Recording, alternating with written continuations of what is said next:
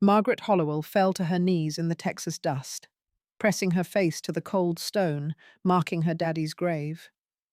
She was fresh out of everything. No kin left, no roof over her head, and not a single man who'd give her a second glance. The letter she clutched promised a husband way up in the mountains, a cowboy so tough that no bride could stick it out. 7 women had tried their luck.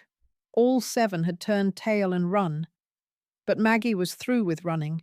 She was tired of being treated like something to be discarded.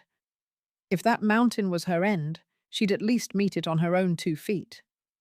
If you want to see if Maggie can tame that wild mountain man, go on and subscribe to this channel. Stick around to the finish and leave a comment, telling me what town you're tuning in from. I'm mighty curious to see how far this tale travels. This content was carefully researched, developed, and manually edited by our team to deliver meaningful stories with valuable life lessons. Every narrative is crafted to entertain, inspire, and empower our audience. We believe that great stories can change lives, and we are committed to bringing you content that matters. Thank you for being part of our community. The stagecoach driver hauled back on the leather reins and spit a stream of tobacco juice. He glanced over his shoulder at the big woman sitting all by herself in the back. Her hands clenched around a shabby carpet bag as if it held her whole world. And it did. "This is your last chance to turn back, miss," Hank Beaumont drawled, pushing his beat-up hat back on his head. "I've brought 7 brides up this trail, and I've taken every last one of them back down. Some were weepin', some were cussin', and one was nearly out of her senses." Maggie Hollowell stared straight ahead. "Then I reckon you can save yourself the fuel for a trip back, Mr. Beaumont. I won't be coming down." Hank stroked his whiskered chin, giving her a good long look. She wasn't the kind of woman the mountain was used to. She had broad shoulders and sturdy hips with hands that were chapped and rough from a lifetime of scrubbing other folks' floors and making their bread. Her dress was a simple gray cotton, worn thin at the elbows, and her bonnet was looking a bit sad. But her eyes, good heavens, her eyes. They held a fire Hank hadn't seen in any of the others. "You've heard the stories about him, haven't you?" Hank insisted. "Caleb Drummond ain't put together right. The war did something to him. He doesn't speak much, never cracks a smile. And he sure as sunrise does not want a wife. He just gets the notion he does until one actually gets here." Maggie's jaw set like stone. "I'm well acquainted with what broken looks like, Mr. Beaumont. I've been broken my whole life. The only difference is, no one ever took the time to try and fix me." That quieted Hank right down. He'd been driving coaches for 20 years and had heard all kinds of brave words from all sorts of women, but this one, she wasn't just talking. You could feel the truth of it in her voice, like the low rumble of a storm building in the distance. It was coming, whether you were ready for it or not. He snapped the reins. The horses strained and pulled the coach forward onto the steep mountain path. Maggie held on tight as the wheels bounced over rocks and ruts. Her stomach was in knots, but it wasn't because of the bumpy ride. She took out the letter from her pocket, the piece of paper that had set her on this path. She had read it so many times the paper was soft and worn at the folds. "Seeking a wife. Hardy woman preferred. Mountain life, hard labor. No frills. If you have the grit, send a reply." That was it. No flowery words, no promises of affection or ease. Just a challenge of survival. Maggie had looked at that letter for 3 whole days before she finally wrote back. It wasn't because she was afraid. It was because, for the first time in her 32 years, somebody had actually asked for a woman who was strong. Back in Ohio, being strong was the very last thing anyone wanted from Margaret Hollowell. She could still hear her brother's voice echoing in her mind. "You're just too much, Maggie. Too big, too loud, and too bull-headed. No man is ever going to want you, and I can't keep feeding a mouth that no one will claim." He had told her that while standing in the doorway of their father's house, the house their daddy had built himself, the same house her brother sold off 3 weeks later to clear his gambling debts. He had thrown her belongings into a feed sack and left it on the porch for her. As she stood there in the pouring rain, clutching that sack, she swore an oath to herself. She would never again have to ask a man for a place to live. If she had to carve a home out of the side of a cliff with her bare hands, she would do it. And so there she was, making her way up a Colorado mountain to wed a man they all said was cursed. The coach gave a violent shudder. Maggie steadied herself and peered out the window. The trees were starting to get sparse. The air felt different up here, hot and dry, heavy with the smell of pine. Summertime in the high country was no gentle thing. It was unforgiving. The sun beat down with more force, the wind had a mean streak, and the silence was so vast it felt like it could swallow you up. "There it is," Hank said, pulling the team to a halt. "That's his spread." Maggie climbed down. Her boots landed on solid ground. In front of her, a man was leaning on a split-rail fence. His arms were crossed over his chest and a rifle was propped against his leg. It was Caleb Drummond.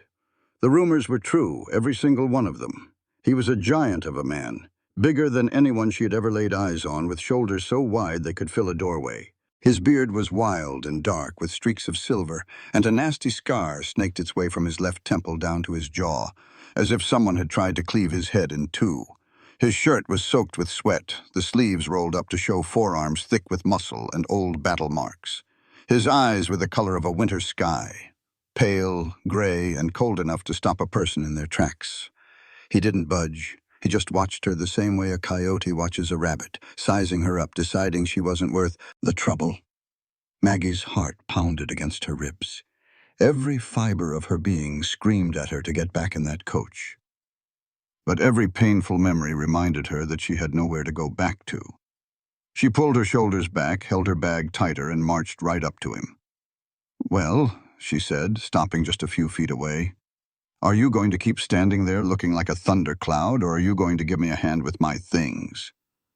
Because I didn't spend 6 days on this rickety coach just to be looked over like a cow at an auction." From the coach, Hank started to cough, trying to hide a laugh. Caleb's eyes narrowed. He looked her up and down, slow and careful, like a man inspecting a horse before a purchase. His eyes paused on her strong arms, her wide hips, and her calloused hands. "You're a bigger woman than I figured," he said, his voice flat. "I'm not sorry about it," Maggie replied, lifting her chin. "And you're a whole lot ruder than I figured. So I guess we're both in for a surprise." A little something flickered in those cold eyes. It wasn't kindness, not yet, but it was definite surprise. The kind a man gets when something he thought was weak turns around and shows its teeth. He bent down, scooped up her bag with one hand as if it was as light as a feather, and headed for the cabin without saying another word. Maggie followed him. Behind them, Hank just shook his head slowly. "Lord have mercy on that woman," he mumbled as he turned the horses to leave. "She won't last till the weekend."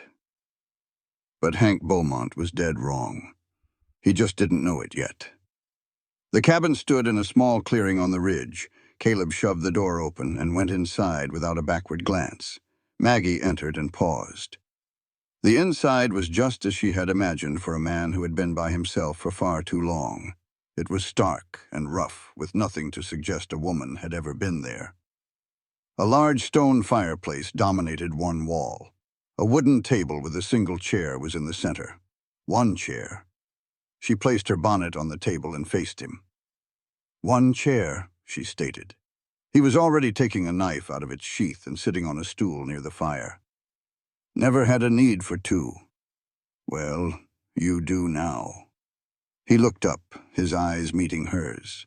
Maggie didn't look away.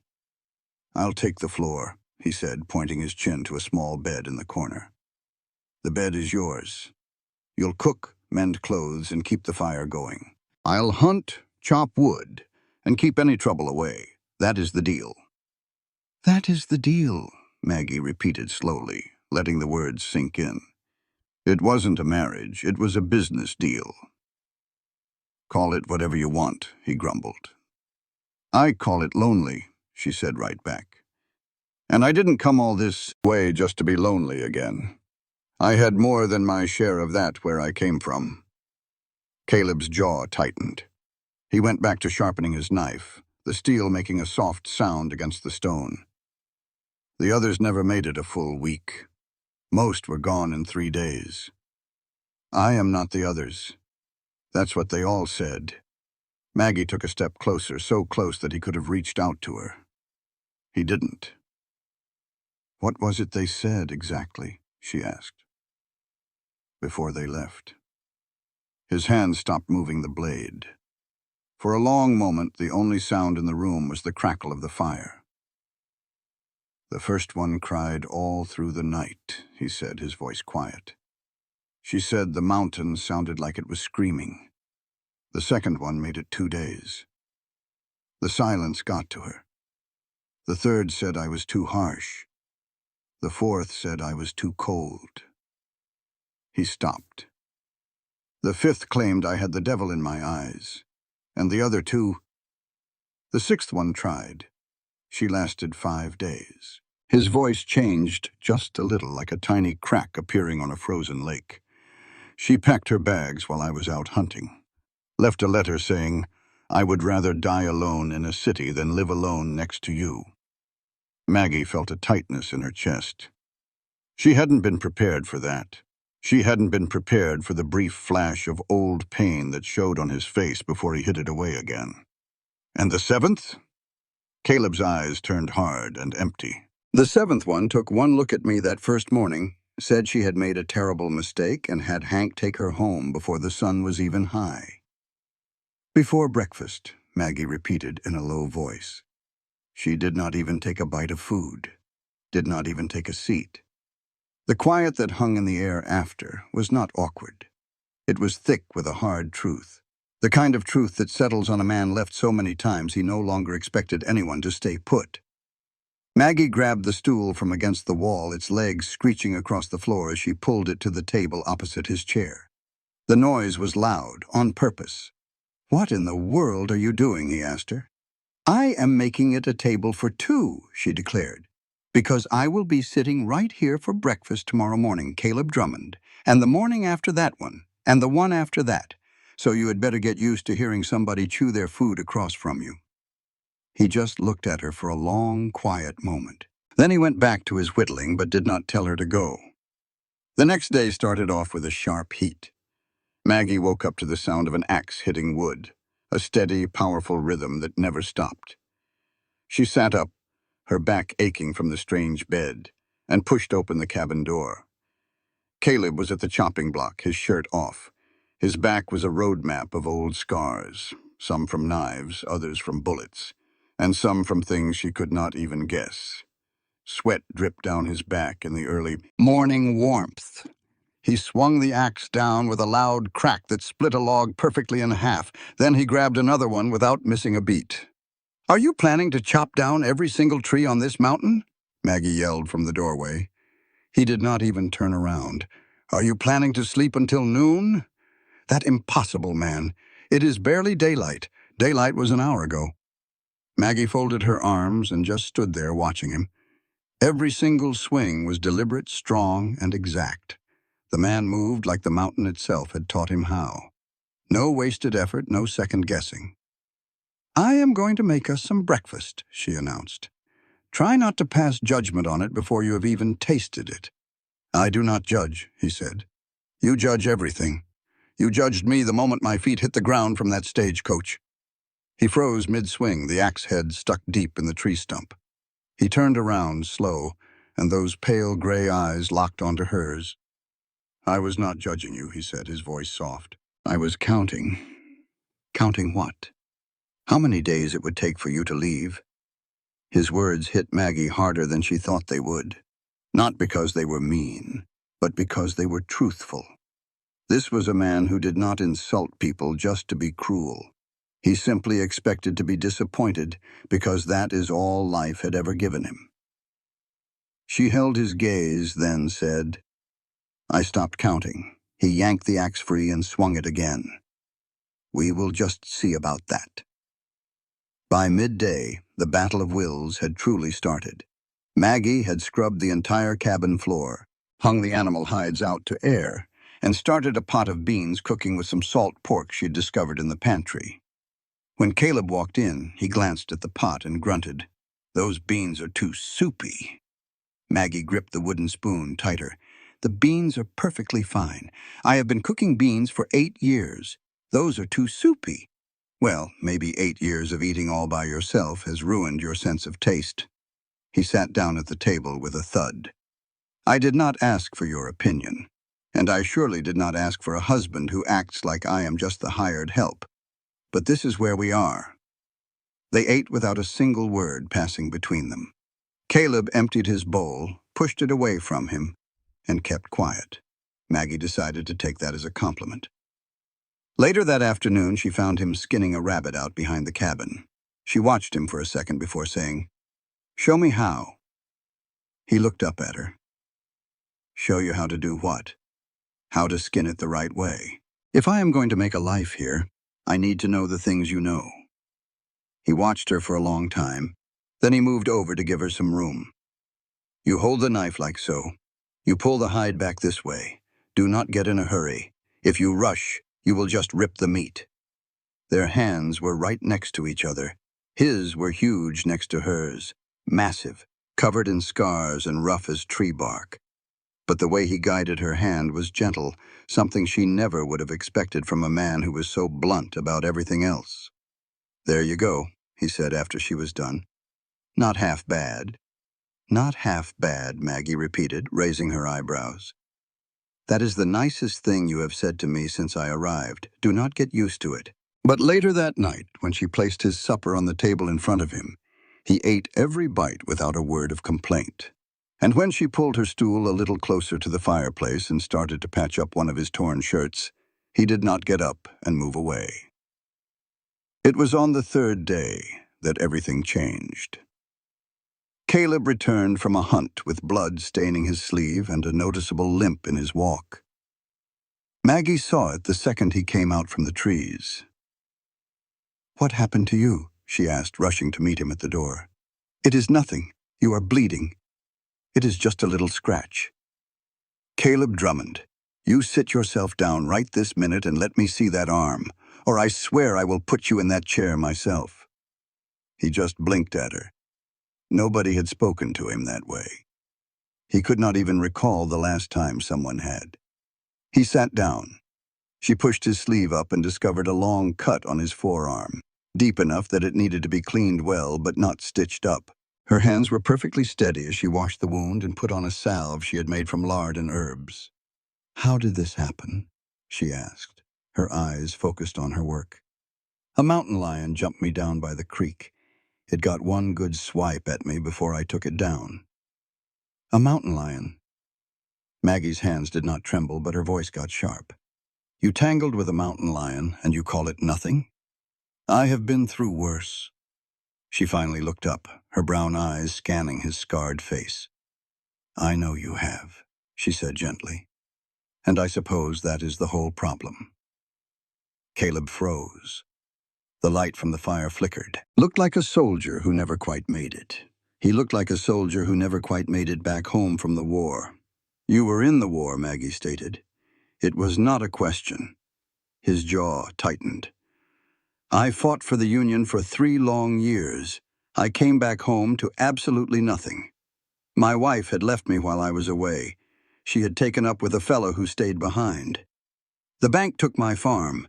Everything I had ever worked for was just gone." His voice was empty, but his hands on the table were clenched into tight fists. "So I came all the way up here and I built this place.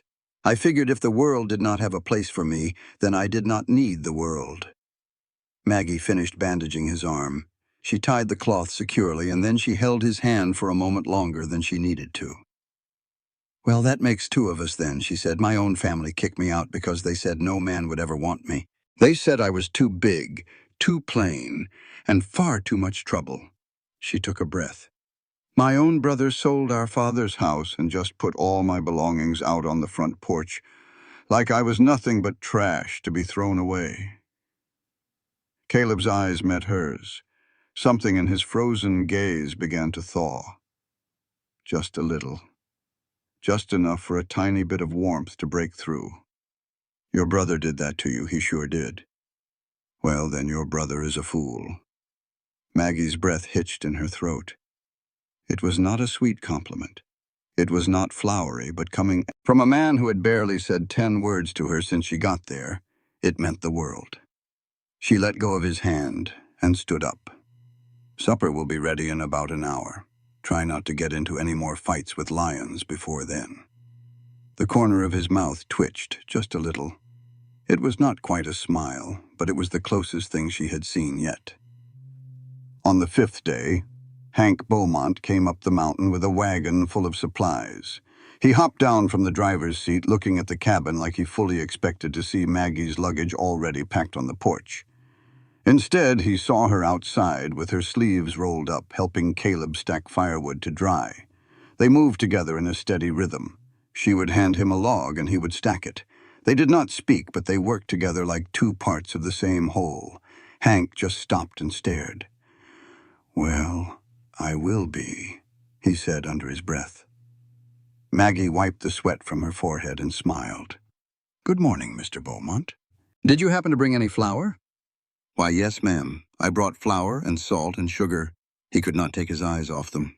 "You are still here. Where else would I be?" Hank looked over at Caleb. The mountain man kept his eyes on his work, but Hank would have sworn that the tightness in his powerful shoulders had loosened up. Just a tiny bit. Just enough that you would notice if you had spent years watching that man carry the weight of the entire world all by himself. 5 days, Hank said, just shaking his head. Nobody has ever made it 5 days. She is stubborn, Caleb mumbled without looking up. I like to think of it as determined, Maggie corrected him. I like stubborn. Hank let out a big hearty laugh that bounced off the mountainside. Lord have mercy. She has actually got you talking. That is more than you have said to me in 3 years, Drummond. Caleb finally glanced up. His pale eyes flicked over to Maggie for just a second. It was just long enough for some unspoken understanding to pass between the two of them.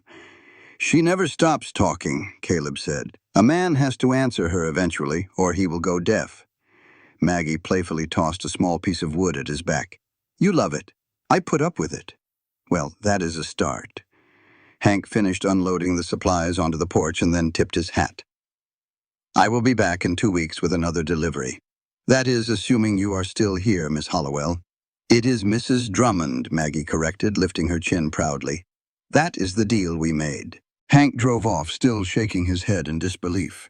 And for the very first time in 7 brides, he did not feel an ounce of pity for the woman he had left behind on that mountain. That night, with the heavy summer heat pressing in on the cabin walls and the sound of cicadas buzzing loudly in the dark, Maggie sat near the open window mending his shirt. Caleb was sitting across the room from her, cleaning his rifle. The light from the lamp cast long, flickering shadows across his scarred face.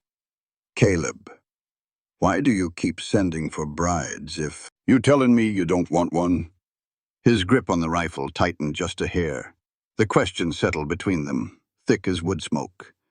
Because, he started, his words slow and heavy, a fella gets weary of his own company, even when it is the only company he has ever kept. Maggie's sewing needle stopped mid-stitch. She raised her head and truly saw him then, looking right past the scars and the quiet, and that hard shell he wore like it was grafted to his hide. Then maybe you ought to stop running him off, she said, her voice soft but sure. I do not run nobody off. No, you just make it so danged hard to stay that they got no other choice. What about you? His voice got low, rough around the edges. Why are you still here? Maggie laid the half-mended shirt in her lap. Her gaze did not waver. It was fiery and held something Caleb hadn't had aimed his way in a lifetime. Because every soul I ever cared for tossed me aside like yesterday's trash, she said.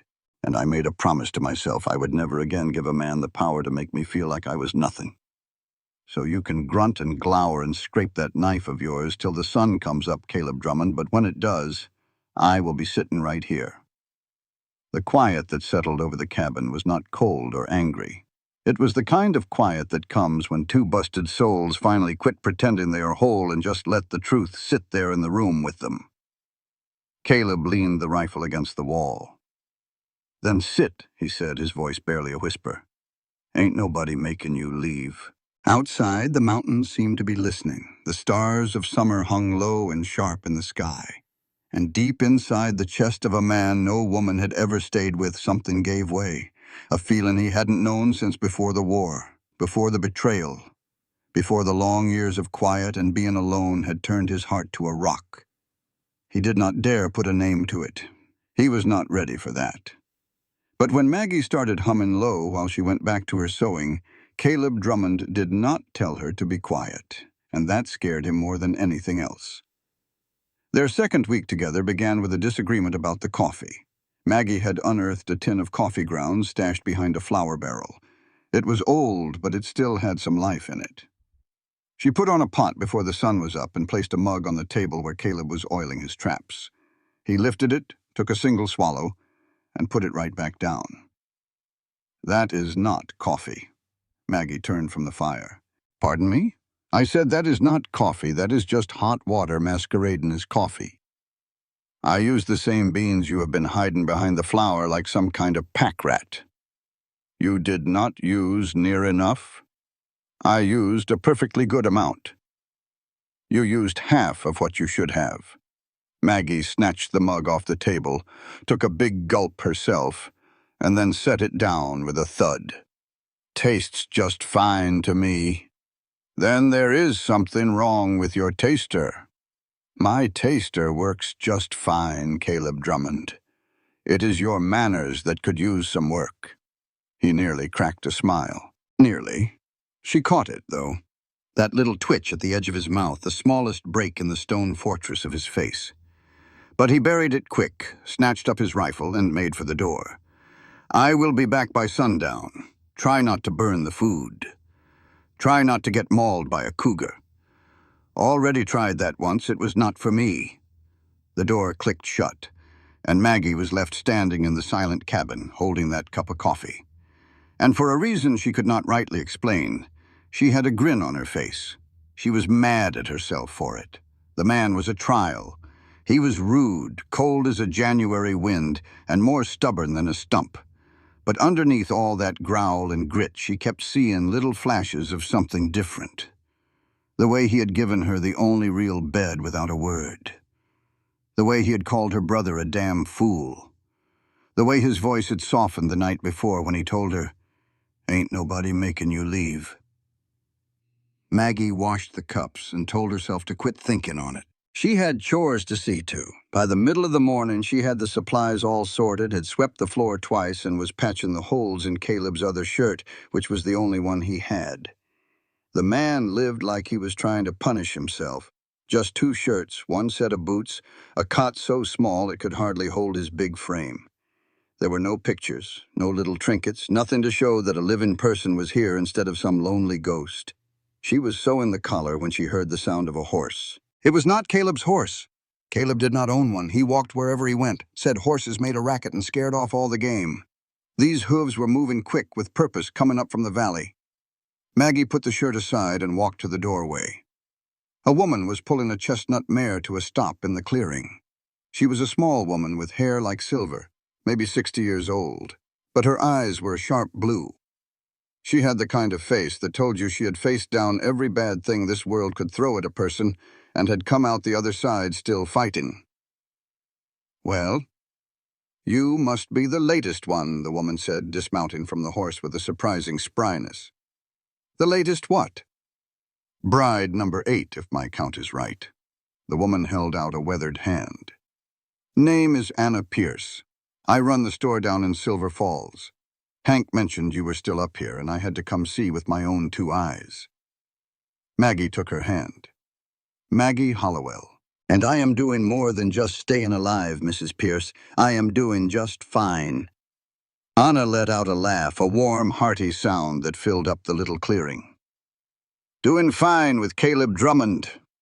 Darling, that is either the most courageous thing I have heard all year or the most foolish." Why can it not be both?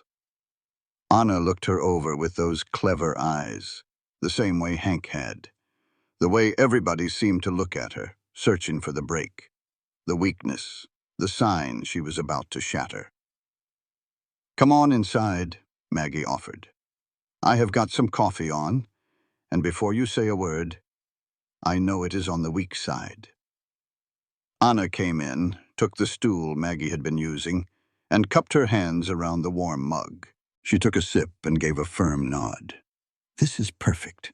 That man wouldn't know a good cup of coffee if it jumped up and bit him." "That is what I told him." "Did he tell you about the ones before?" Maggie sat down across from her. "He mentioned a few. The ones that cried, the ones that ran off, the one that left him a letter." Anna's expression softened. "That would be Sarah, bride number 6. A sweeter girl you'd never meet. She lasted 5 days. She truly tried her best. But Caleb, he just does not know how to let another person get close. He puts folks to the test without even realizing he is doing it. He will push and push until they break, just so he can tell himself he was right all along." "Right about what?" "That in the end, everybody leaves." A tightness formed in Maggie's chest. His wife, the one from before the war. Anna's cup froze halfway to her lips. "He told you about Ellen?" "Not much. Just that she left him." Anna set her cup down real slow. "Ellen did not just leave Maggie. She took everything he had, sold it all off, his horses, his tools, even his daddy's watch. Then she took up with a fella named Dutch Garrett, a Confederate sympathizer, mean as a cornered rattlesnake, and twice as deadly." Anna's voice dropped low. "When Caleb got home from the war, all he found was an empty house and a note she'd nailed to his front door. It said she'd rather be with a coward who stayed home than a fool who went off to fight." Maggie's hands balled into fists on the table. "Caleb went and found Dutch," Anna went on. "They had a terrible fight, that scar on Caleb's jaw. Dutch gave it to him with a Bowie knife. Caleb beat him something fierce, but he let the man live. Said killing a man over a woman who chose to walk away was not worth the price of the rope they would use to hang him. And Ellen, she died 2 years later. A fever got her in some mining town out in Nevada. Caleb never said her name again." The small cabin suddenly felt crowded, heavy with the past. Maggie looked down at the tabletop, at the nicks and grooves Caleb's knife had worn into the wood from years of restless sharpening. But she saw them differently now. They were not just the habit of a man who liked his blade sharp.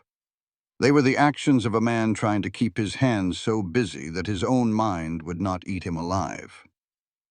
"There is something else you ought to know," Anna said, and her voice changed, getting sharper, more serious. "Dutch Garrett is back." Maggie's head snapped up. "Back where?" "In the valley. He rode in about 2 weeks ago with a whole crew of men. They have been making camp down by the river, hunting on other folks' land, and taking what they want from homesteads. The people down in Silver Falls are getting scared." "Does Caleb know about this?" "Caleb knows everything that moves on his mountain. He just does not see the need to tell anybody about it." Maggie thought back over the past few days. The way Caleb always checked his rifle not once but twice before he left. The way his eyes were always scanning the tree line whenever he stepped foot outside. The solid knot of tension in his shoulders that never seemed to go away, even at the end of the day. "He knows," Maggie said, her voice quiet. "He has been watching for them." Anna leaned over the table and put her hand on Maggie's wrist. "You listen to me. If Dutch Garrett finds out that Caleb has got a woman staying up here, he will come looking. Not for food, not for furs, but for pure, simple spite. That man has been holding on to a grudge for 10 years, and hurting something Caleb cares about would be the sweetest kind of revenge he could ever imagine." "Well, then it is a good thing Caleb does not care about me," Maggie said flatly. Anna's eyes held hers. Honey, I have known that man for 8 years. He has let you stay for 5 days. He told you about Ellen. He is fighting a battle you cannot even see. Anna was gone before Caleb came home. Maggie stood in the doorway, watching the dust from the mare settle, feeling the truth of everything she had learned pressing down on her like a pile of stones. She could leave. It would be the smart thing to do. Get on the next stagecoach and vanish back into some town where not a soul cared if she was living or dead. At least in a place like that, the only danger was being lonely, not some man with a knife and an old grudge. But Maggie had made a vow to herself on a rain-soaked porch in Ohio, with her entire life tied up in a flour sack. She was done with running. When Caleb stepped through the door at twilight with 2 rabbits for their supper slung over his shoulder, Maggie was at the table waiting. Dinner was hot and ready, and this time the coffee was strong. I used twice the amount of coffee beans just to get him to hush. He sat down, took a sip, and did not say a word. Well, I pushed him. It is coffee. I swear that is the kindest thing you have ever said to me. We had rabbit stew with wild onions and the last of some dried herbs I had found in a jar. Caleb ate 2 whole bowls and did not complain once. I watched him from across the table, thinking about what Anna had said. Anna Pierce stopped by today, I told him. Caleb's spoon froze in midair. She told me about Ellen. His chair screeched as he pushed it back. He stood up, walked over to the fireplace, and put both hands on the mantel.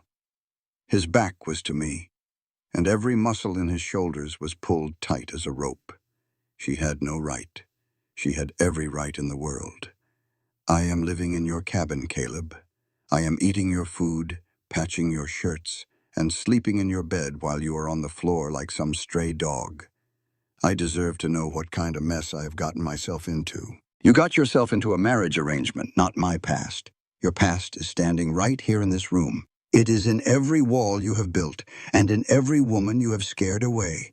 It is in the way you sit there every night, sharpening that knife like you are getting ready for a war that is already over. He spun around to face me. It did not end. His voice was raw and cracked, a sound I had never heard from him before. It does not end. You do not just come home from something like that and stop. The fighting never stops. It just moves inside of you. I stood up. I was not about to back down from the fire I saw in his eyes. I stepped right toward it. I know, I said.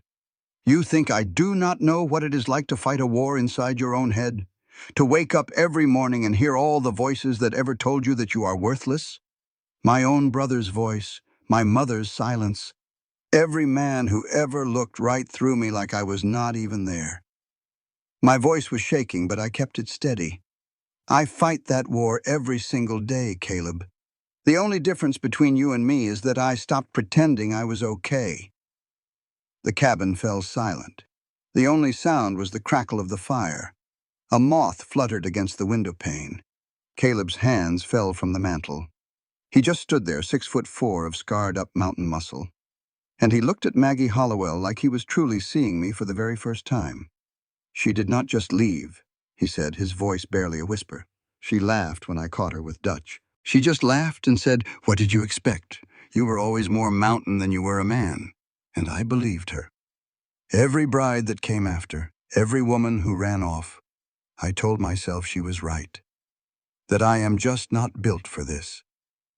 I closed the space between us. I stood close enough to feel the warmth coming from his body, close enough to see the pulse pounding in his neck. She was wrong, I said, and you have been punishing yourself for her lie ever since. His jaw was tight.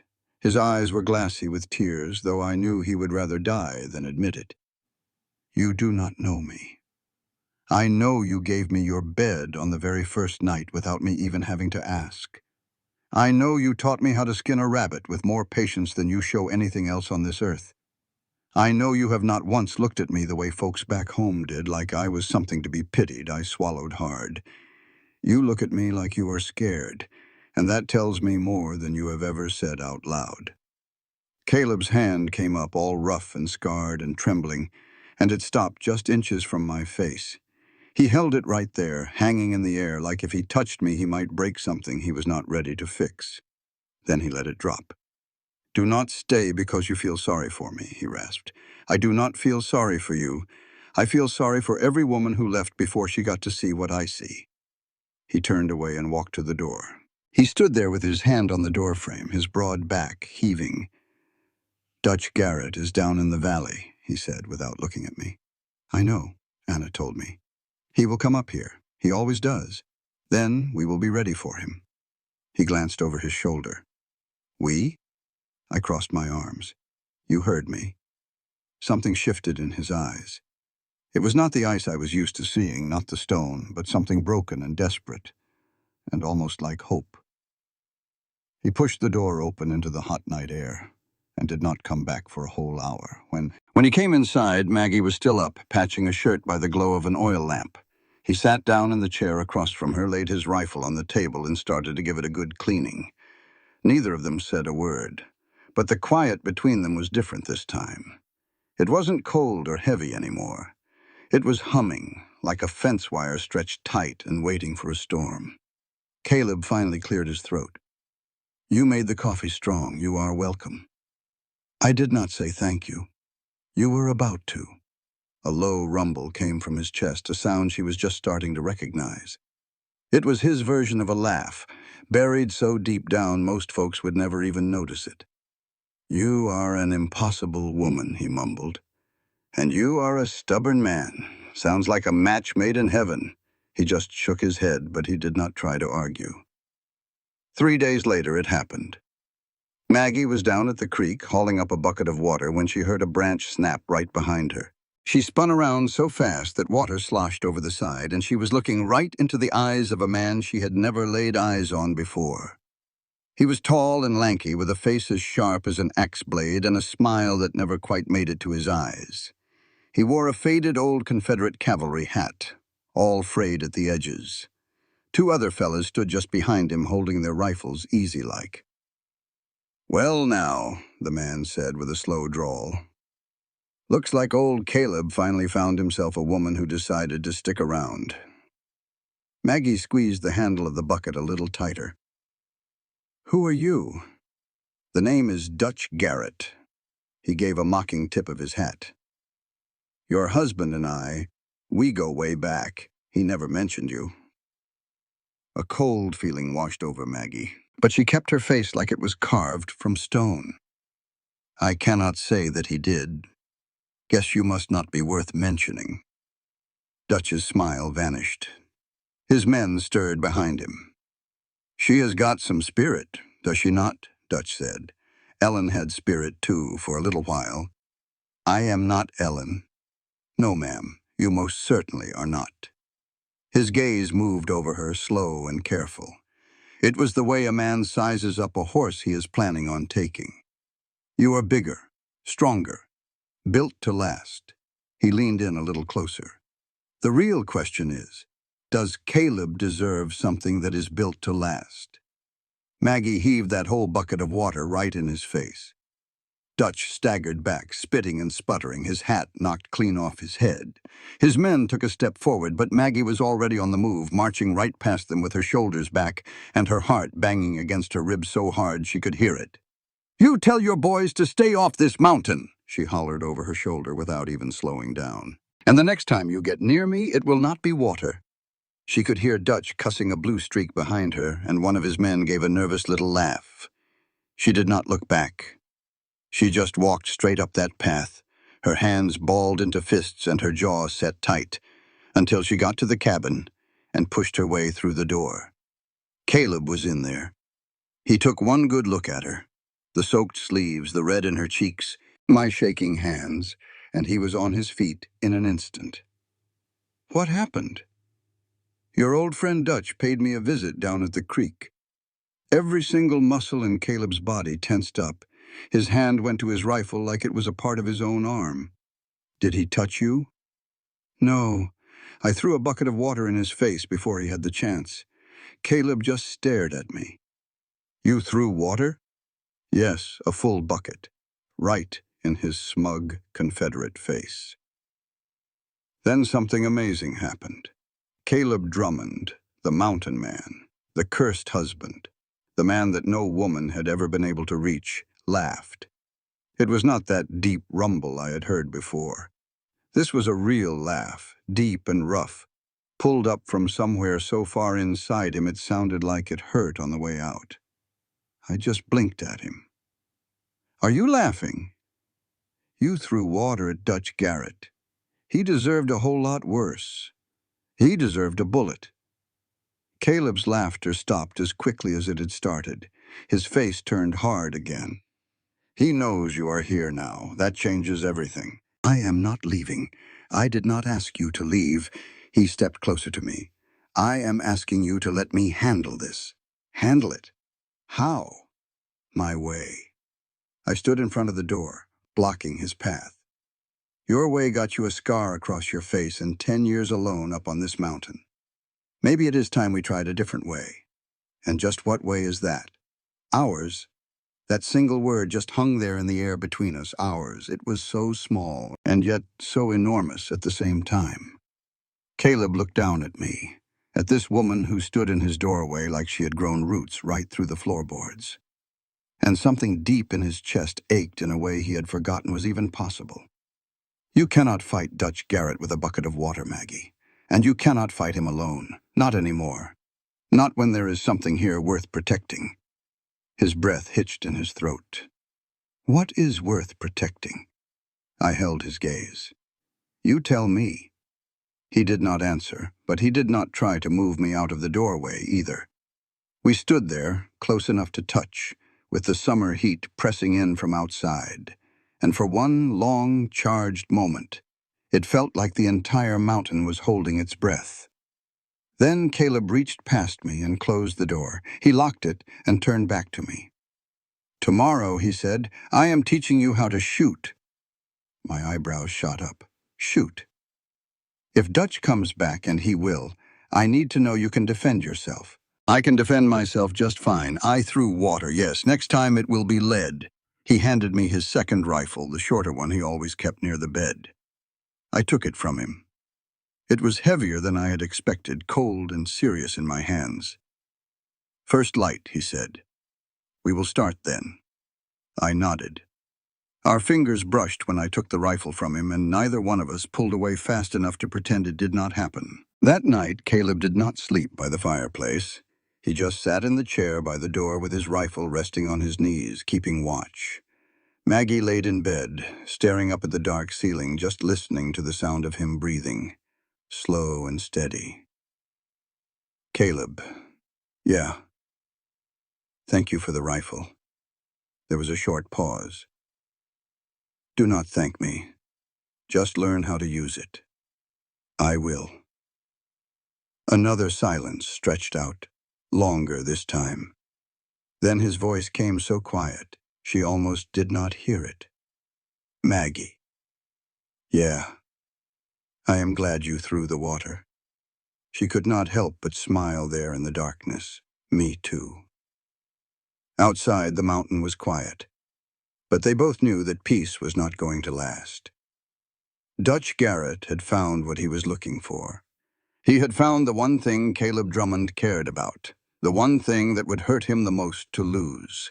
And Caleb, sitting in that chair with his rifle and his old scars and his broken-down heart, made a choice he had not made in 10 long years. He decided to fight for something more than just staying alive. He just was not quite ready to call it love. Caleb put the rifle into her hands as soon as the sun came up, without saying a single word. He just pointed to a knot on a big pine tree about 30 steps away and stood back. Maggie brought the rifle up. It felt heavier than she remembered, and the wooden stock dug right into her shoulder.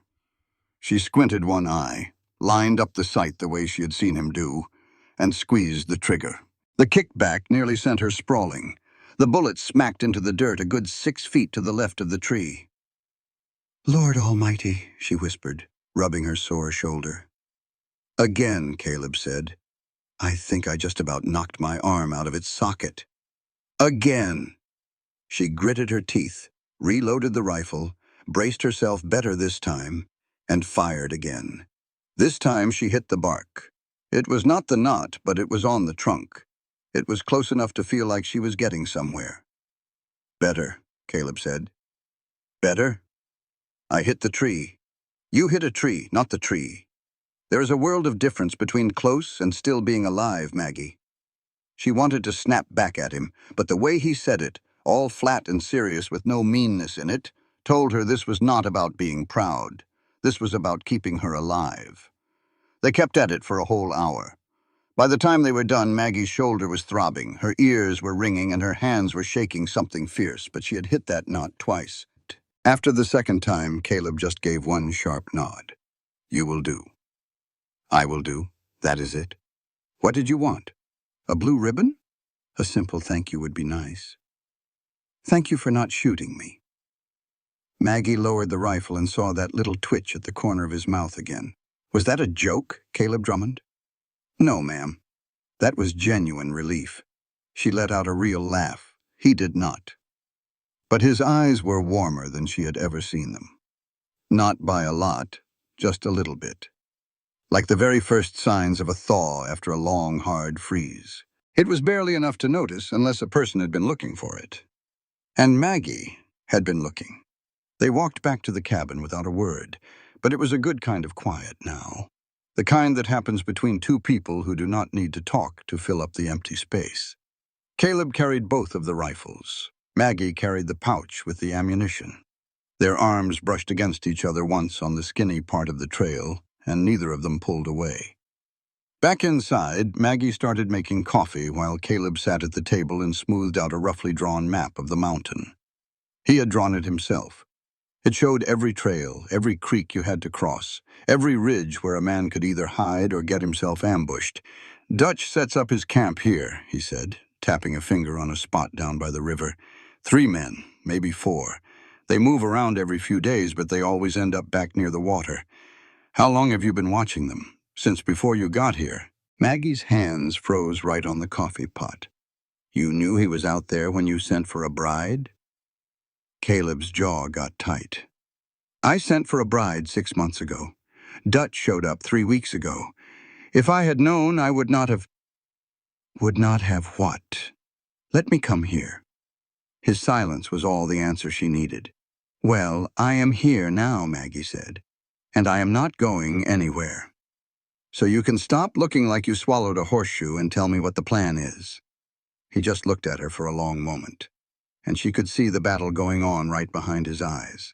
There was the part of him that wanted to lock her up in the cabin and go handle this all by himself, and there was the other part that was just starting to figure out she would not stand for that. The plan is simple, he said finally. We do not poke the bear. We do not start anything. We just wait. Dutch wants me to get riled up. He wants me to come charging down that mountain so he can say it was self-defense when he puts a bullet in me. And if he comes up here, then he has to deal with this mountain and with me. Caleb's hand curled into a fist right there on the map. Maggie, do not you dare tell me to go hide in a corner while you play the hero. I threw a bucket of water in that man's face yesterday, Caleb. He already knows I am here. Hiding me is not going to change that. He blew a hard breath out through his nose. You are the most stubborn woman God ever saw fit to put on this earth. And you married me, so what in the world does that make you? He did not have an answer for that one. He folded up the map, stuffed it in his coat pocket, and grabbed his rifle. I am going to go check the trails, bar the door behind me, and do not open it for anyone unless it is me. How am I supposed to know it is you? He stopped at the door. I will knock 3 times. What if Dutch knocks 3 times? Dutch does not knock. The door shut. Maggie slid the heavy wooden bar across it, then just stood there with her back pressed against the wood, her heart pounding in her chest. She laid her hand flat on the rough timber and could feel how solid the cabin was all around her. This strange, rough place was starting to feel less like a cage and more like something that was worth fighting for. Caleb was gone for hours. Maggie cleaned both rifles again, loaded them, and put one by the bed and the other one right by the door.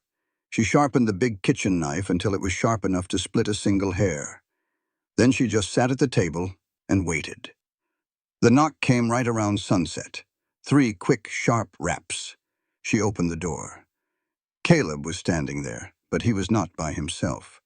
Behind him, sitting on a gray mule, was Hank Beaumont, and his face looked mighty grim under that crooked hat of his.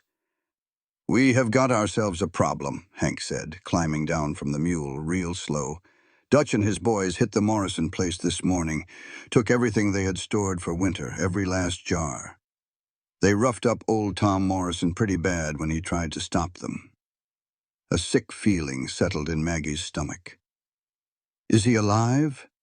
"He is alive, but he is hurting. He has got 3 cracked ribs. His wife had to walk 8 miles into town to get help, and she was carrying their littlest one on her hip the whole way." Caleb leaned his rifle up against the wall. His face was like stone, but she could see his hands were shaking. Not from fear, but from a rage he was holding in so tight it looked like it might just break his bones. "How many men does Dutch have with him now?" Caleb asked. 6, maybe 7. He picked up some drifters down at the trading post. They are armed and drunk about half the time. The sheriff down in Silver Falls will not do a thing about it, says it is outside of the town's jurisdiction." "The sheriff is a coward," Maggie said. "The sheriff is outnumbered," Hank corrected her. "It is 1 man with a badge against 7 men with rifles. You cannot really blame him for knowing how to count." Caleb started pacing.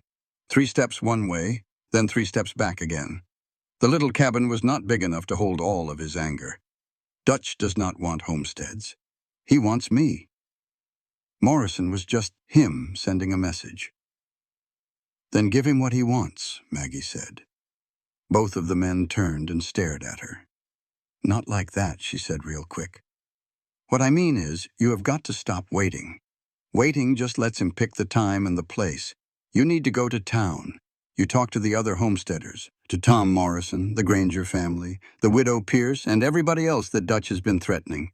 You build something that is bigger than just 1 man alone on a mountain." Hank's eyebrows shot straight up. "She is talking about getting a posse together." "I am talking about neighbors," Maggie said. "People protecting what belongs to them, together." Caleb stopped his pacing. He stared at her like she had just started speaking in a language he had forgotten a long time ago. "I do not ask people for help. I know. And that is why you have been all alone for 10 years. The words landed like a hard slap. She saw it hit him. She saw him flinch just for a second before he tried to hide it. A little crack in that armor he wore around himself like a second skin. "Caleb," she said, her voice a little softer now. "You cannot fight 6 men all by yourself. You know that. And being a martyr on this mountain to show how tough you are ain't gonna protect a single soul. All it does is prove Dutch was right all along, right about you preferring to die all by your lonesome than to ever trust another person." A deep quiet fell over that little cabin. Hank just stared down at the floorboards. Caleb stared at Maggie. And Maggie, she met his look head on, not even a flicker, not giving an inch. She knew deep down in her bones that this was the real showdown. It wasn't about the guns or the fighting. It was right here, right now, watching a man decide if he was going to keep stacking stones on his walls or finally start pulling them down. Caleb's shoulders slumped just a little, but it was enough. "Tomorrow," he finally said, "I'll head on down to Silver Falls." "We'll head down," Maggie corrected him. "Maggie, we—" Hank coughed into his fist, trying to hide what sounded mighty close to a chuckle. "I'll have the horses ready at the bottom of the trail. First light." He gave a nod, got on his mule, and was gone down the path. Maggie and Caleb stood there in the doorway, just watching his dust settle. "You know," Caleb said, his voice low, "you're bossier than any drill sergeant I ever had." "And you," she said, "are more stubborn than any mule I've ever seen. I reckon that makes us even." He looked at her then. The setting sun lit up his face, showing that old scar in his hard jaw. His pale eyes had been like chips of winter ice when she first got there, but now they held something else, something she couldn't quite put a name to. It was somewhere between being scared and just plain giving in. "Maggie, yeah? If things go sideways tomorrow, nothing is going to happen. But if they do," he said, turning to face her straight on, "I need you to know I don't regret it. Sending that letter, I regret a whole heap of things, but I don't regret that. A lump formed in her throat.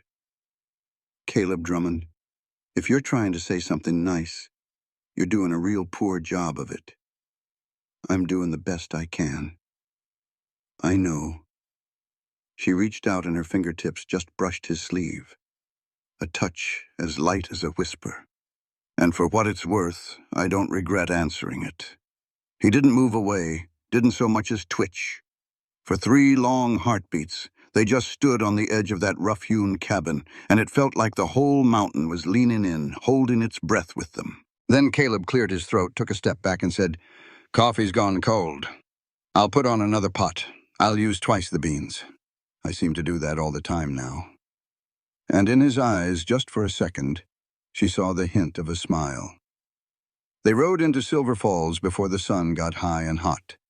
Maggie sat behind Caleb on a horse he'd borrowed, her arms wrapped around his middle, feeling how tight and wound up his whole body was. He hadn't set foot in town for months. The last time, he'd just traded his furs without saying a word to anyone and was gone before noon. This was a different story. This time, he was there to ask for help. The town wasn't much to look at, just one dusty road with some weathered buildings on either side. There was a general store, a saloon, a blacksmith shop, and a church with a steeple that leaned a bit. People stopped what they were doing and just stared as Caleb Drummond rode in with a woman sitting behind him. The talk started before their boots even hit the ground. Anna Pierce was standing on the porch of her store with her arms crossed, wearing a look that said she'd been waiting for this day to come. "About time," she said. Caleb just tied up the horse and kept quiet. Maggie hopped down and tried to beat the dust out of her dress. "We need to find the homesteaders," Maggie told her. "Every last one Dutch has bothered." "Already sent for 'em," Anna said. "Tom Morrison's wife is in there right now with the Granger boys. They've all been waiting for somebody to finally say what's on everyone's mind." "And what might that be?" Caleb asked. Anna looked him square in the eye. "That it's time to quit hiding and start hitting back. And that maybe that man up on the mountain ain't as cold-hearted as he makes himself out to be." Inside the store, 8 people were sitting on barrels and packing crates, their faces all tight with worry. Tom Morrison was there, his ribs all wrapped up and one eye swollen shut. His wife, Ruth, sat right next to him with their baby on her lap. The Granger brothers, Jake and Emmett, who were young, strong, and scared, were propped up against a wall. There were 2 other homesteaders Maggie didn't recognize sitting toward the back. Every single person turned to look at Caleb as he walked through the door. The whole place went quiet. Caleb just stood there, a big, scarred man, saying nothing. Maggie could feel him closing himself off, disappearing behind those walls he'd spent a decade building. She just touched his arm once. It was enough. He spoke. "Dutch Garrett has 7 men. They're all armed and they're mean. They took Morrison's supplies. They're gonna take more. He ain't gonna stop, 'cause stopping just ain't in him." Tom Morrison moved in his seat, hissing in pain. "What are you suggesting, Drummond? You've been up on that mountain by yourself for years. Never came down to help a single person." The words just hung in the air like smoke from a gun. Maggie saw Caleb's jaw tighten. She saw that old urge to just turn and walk away, to let these people believe the worst of him, 'cause he already believed it himself. "He's here now," Maggie said, stepping up. "That's what counts." Ruth Morrison looked at her. "And just who are you?" "I'm his wife." You could hear folks whispering. Tom's good eye got real wide. "You're the new one, number 8. "The last one," Maggie said. "And I'm the only one who's staying. Now, are we going to waste time counting up old scores? Or are we going to figure out a way to stop Dutch Garrett from burning this whole valley down to the dirt?" Jake Granger pushed himself off the wall. "I'm with you." "Dutch made off with 3 of our horses just last week. My daddy is too proud to admit it, but we're in a bad way." "We've all been in a bad way," Anna said from the doorway. "We've been hurting and hiding and praying someone else would come along and fix this mess. Well, no one else is coming. We either fix it ourselves or we lose everything we've got." Tom Morrison just looked at Caleb for a good long while. Can you run this thing, Drummond? You were in the war. You know about plans and tactics. You know that mountain better than anyone." Caleb's hand balled into a fist at his side. Maggie saw him fighting with himself. She watched the soldier in him go to war with the hermit, the leader fighting the man who'd been cast out. "I can lead it," he said, his voice rough. "But it's got to be every one of us. Nobody sits this out. Nobody runs." He looked right at Maggie when he said that last part. She met his gaze and gave a firm nod. "Then we make our move tonight," Caleb said. "Dutch's boys, they drink down by the river camp when it gets dark. They get careless. We're going to hit their supplies, scatter their horses, and send a clear message that this valley ain't up for grabs." "That ain't a fight," Emmett Granger said. "That's a raid." "The fight comes later," Caleb told him. "This here is the warning." They spent that whole afternoon making a plan. Caleb spread out his map on Anna's counter, marking every trail, every creek crossing, every blind spot he knew. Maggie was right there next to him, turning his short military talk into plain words the homesteaders could understand. When Caleb said flanking position, Maggie would say, "Jake, you and Emmett need to circle around from the east." When Caleb said suppressive cover, Maggie said, "Tom, you get up on that ridge with a rifle and start shooting if anybody tries to follow us." By the time they were done, the plan was solid, and the folks had a bit of steel in their spines. They weren't confident, not yet, but they were steady.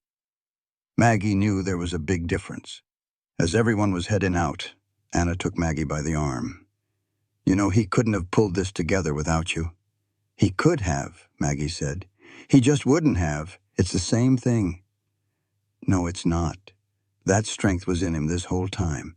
He just needed someone to remind him he wasn't by himself anymore." Anna looked at her with those piercing blue eyes. "You love him."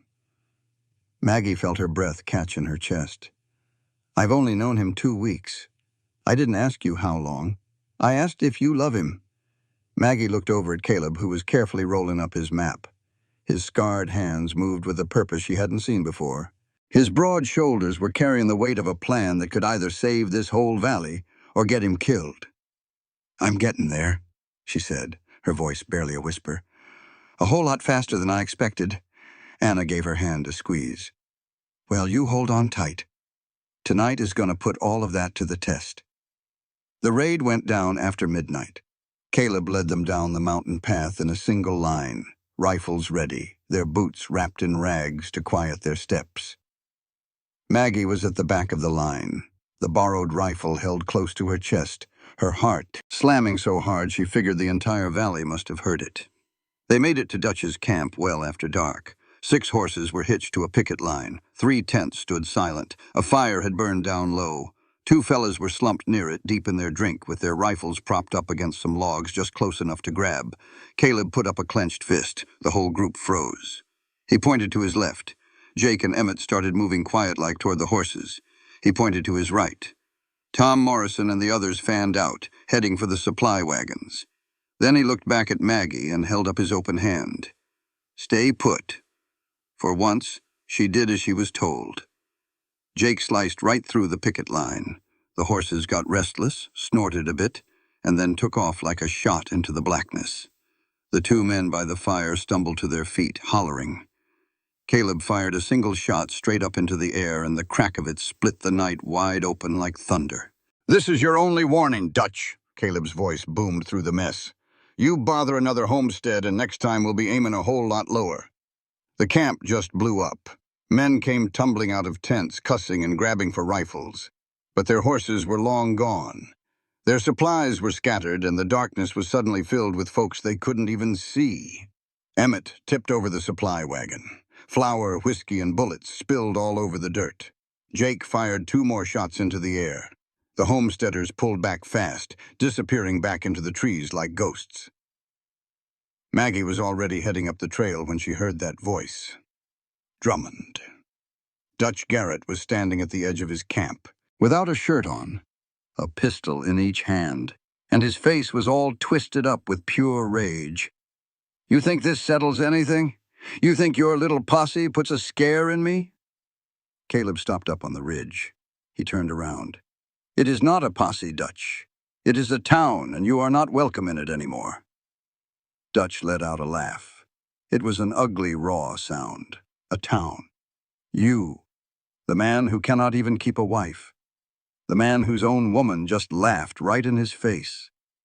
You are building something, Drummond, and I am surely going to enjoy watching it burn to the ground.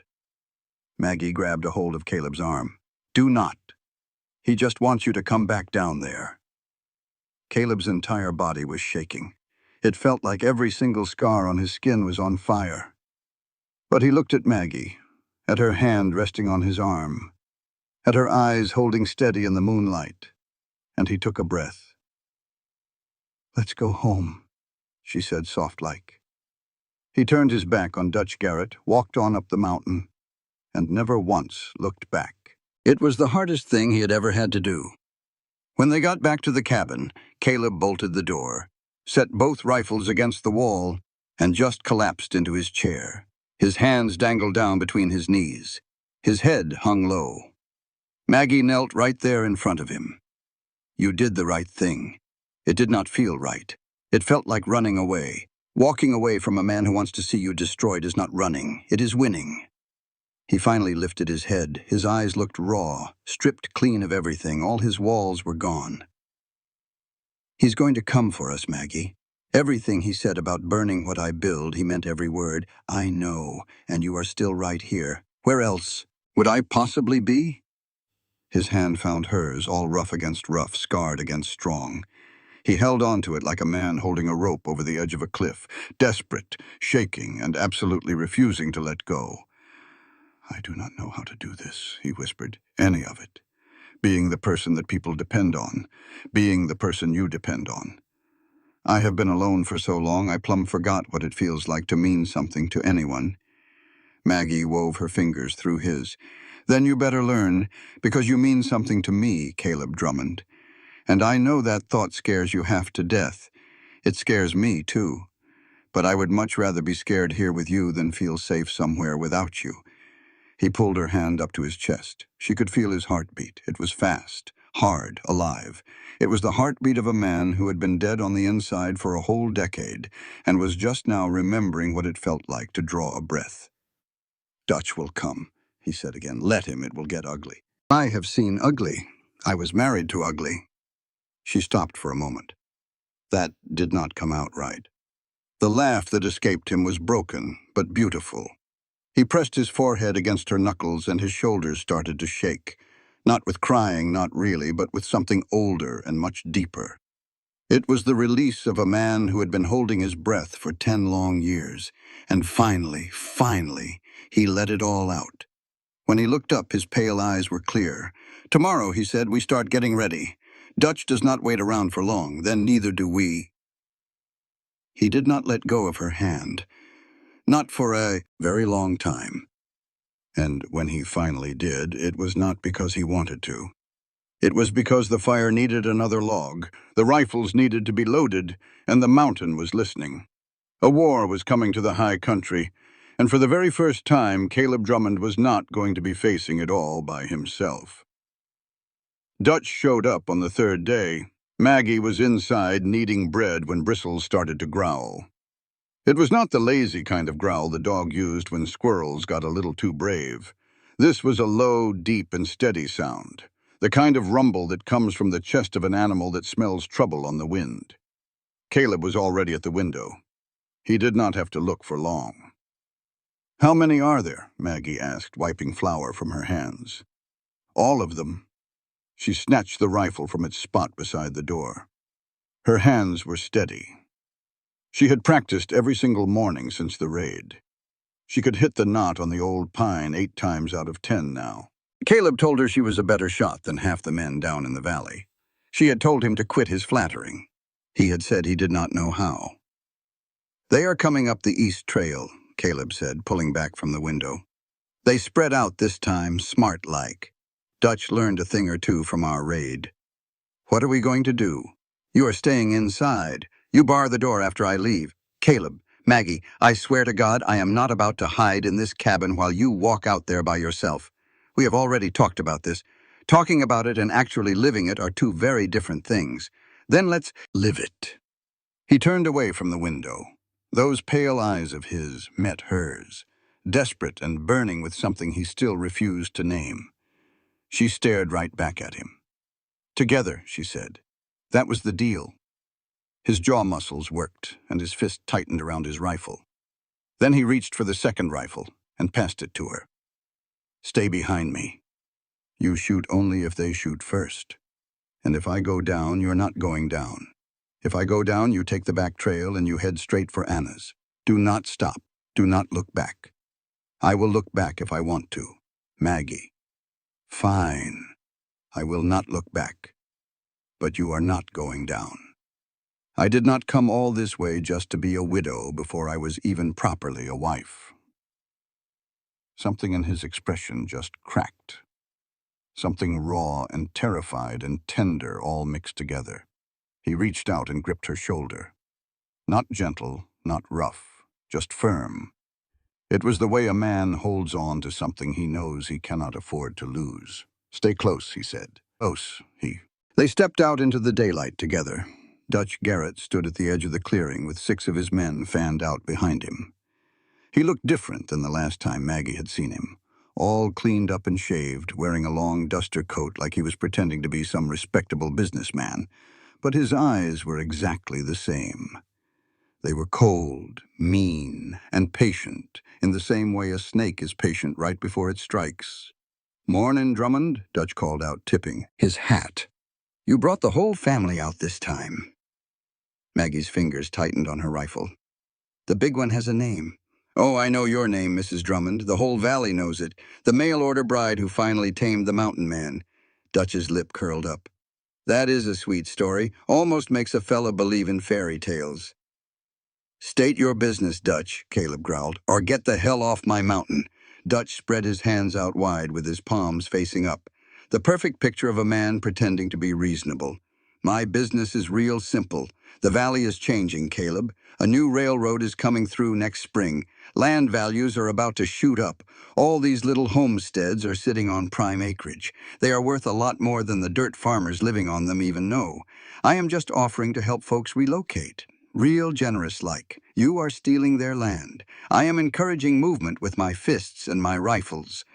Dutch's smile never faded. "I am just a persuasive kind of man. You are a thief and a coward who beats on old men and threatens women."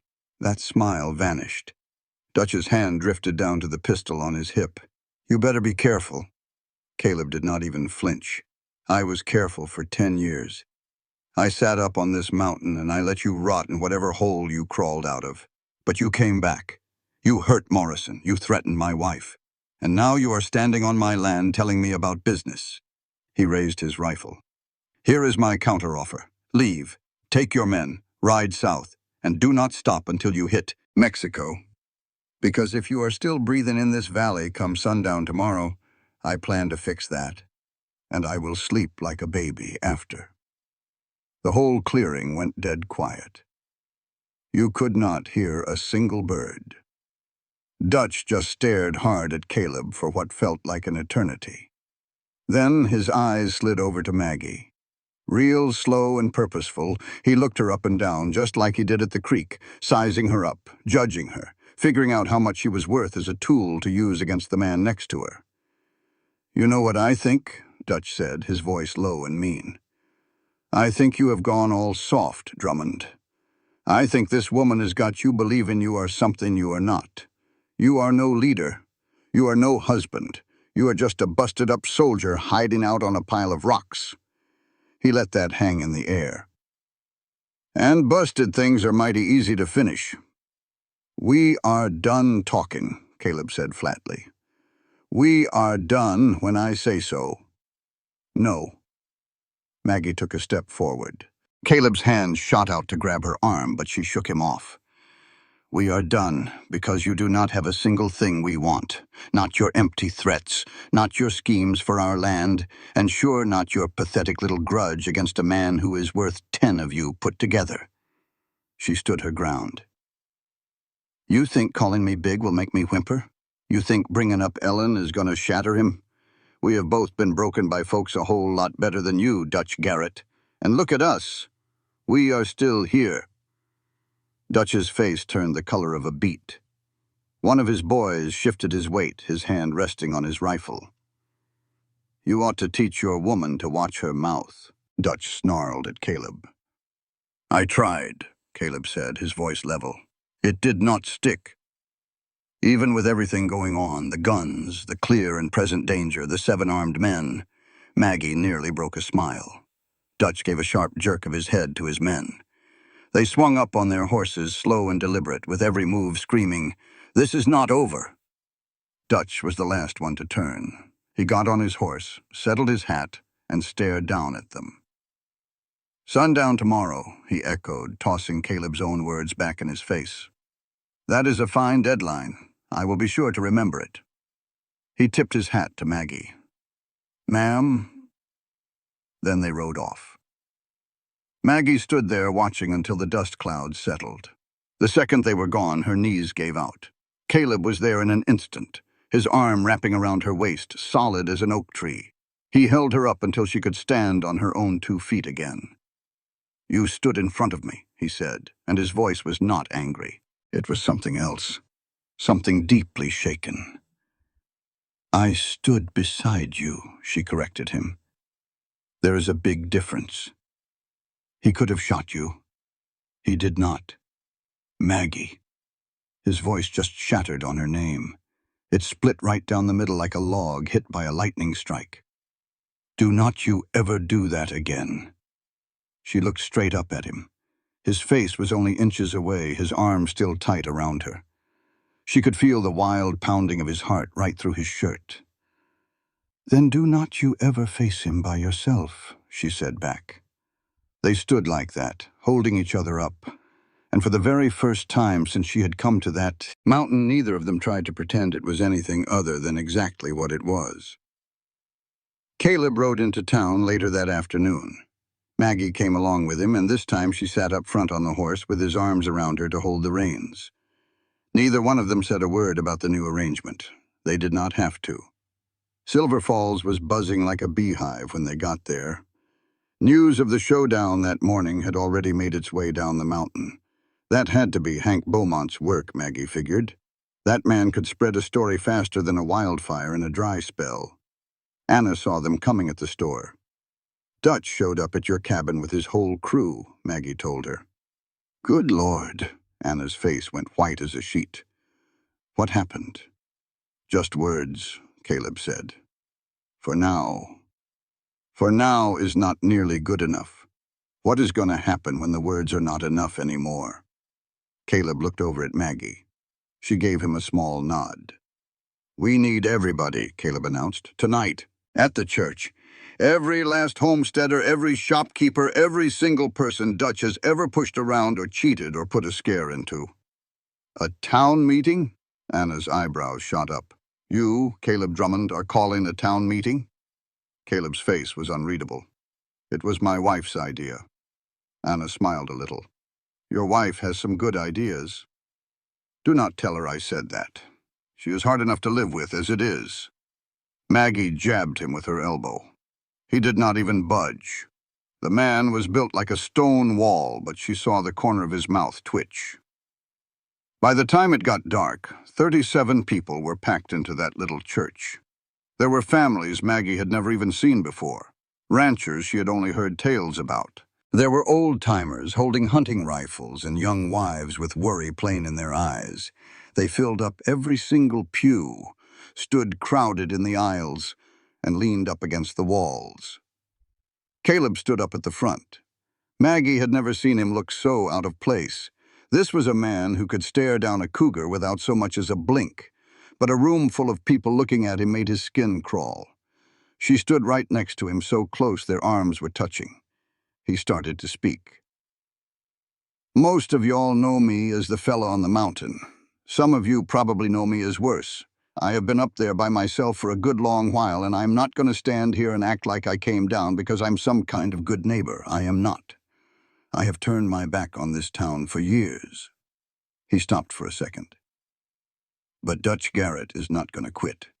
He wants this whole valley. He wants your land, your cattle, your businesses. And if we do not stand up together, he is going to pick it all apart, one family at a time. Tom Morrison got to his feet, his ribs still bandaged up. I believe him. Dutch took every last thing I owned. He would have taken more if my wife had not gotten away. Ruth Morrison stood up beside her husband. I walked 8 miles with a baby on my hip because we had nowhere else on earth to go. If somebody had stood up to him sooner, maybe I would not have had to do that. That statement landed like a punch to the gut. Folks shuffled in their seats, looking at their neighbors, then looking at Caleb. Jake Granger spoke up next. My brother and I, we rode with Drummond on that raid. The man knows what he's about. He thinks like a soldier. If there is anyone who can put a stop to Dutch, it is him. But can we put our trust in him? The question came from the back. It was an older fellow with his arms crossed over his chest. He has been a hermit for 10 years. He goes through wives like they are kindling for a fire. Why in the world should we follow his lead? The church went completely still. Maggie felt Caleb go rigid beside her. She could feel that old hurt opening up inside him, the one that always whispered, "Nobody ever stays. Nobody ever trusts. Nobody ever wants you." She took a step forward. "Because he is here," she said, her voice clear and strong. "He could be sitting up on that mountain right this minute, with his door barricaded and his rifle in his hands, just waiting for Dutch to show up. But instead, he is standing down here in front of all of you, asking for your help. And if you had any idea what it took for him to do that, you would know it is the bravest thing any man in this room has done in a very long time." The old man slowly uncrossed his arms. A different feeling moved through the room, not doubt anymore, but something warmer. "I have known Caleb Drummond for 8 years, Anna Pierce said from her spot by the window. He is rough around the edges. He is rude, and he is near impossible to have a conversation with. But he is an honest man, and he has never once in his life taken something that was not his. I cannot say the same for Dutch Garrett." "I am in," Tom Morrison declared. "We are in," Jake Granger said for himself and his brother. One after another, hands started going up and voices joined in. The old man in the back, the one who asked the question, uncrossed his arms, gave one firm nod, and said, "Tell us the plan." Caleb spread a map out on the pulpit. His voice grew steady as he began to talk. He pointed out trails, positions, and timing. The soldier in him came back to life, and Maggie saw the whole room change as they listened. These were not soldiers. They were farmers and store owners and scared families. But Caleb did not talk down to them. He gave them jobs they could do, spots they could defend, clear and simple instructions and easy signals. When he was done, the room was silent. But it was not a scared silence, it was a ready silence. "At dawn," Caleb said, "we get set before Dutch's crew is even awake. We will block the valley road, take the high ground, and when they make a move on the next homestead, we will already be waiting for them." "And what if they decide to fight?" someone asked. Caleb's jaw tightened. "Then we fight," he said. "But we do not fire the first shot. We give them a chance to ride out. Whatever happens after that is on them." The meeting was over. People started filing out into the warm night air, talking in quiet voices, their lanterns glowing. Maggie stood on the steps of the church and watched them go. Just ordinary folks who had decided to stand up together against something that was bigger than any single one of them. Caleb came and stood beside her. "You spoke up for me in there. Somebody had to. You were about to clam up and lose the whole room. I do not clam up. You clam up tighter than a drum. It is what you do."